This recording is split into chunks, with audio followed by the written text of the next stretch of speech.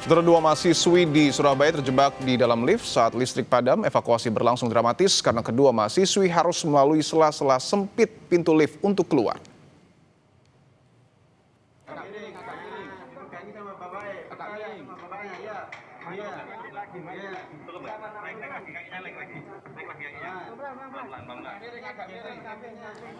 Dua orang mahasiswi Universitas Pembangunan Nasional atau UPN Veteran Jawa Timur terjebak di dalam lift gedung Fakultas Ekonomi dan Bisnis pada Rabu siang.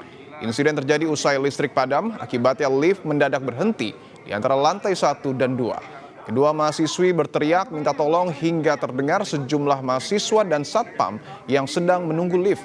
Petugas Dinas Pemadam Kebakaran dan Penyelamatan DPKP Kota Surabaya datang ke lokasi dan mengevakuasi dua mahasiswi itu.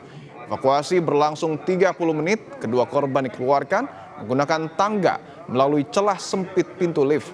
Korban alami syok dan menangis usai dievakuasi.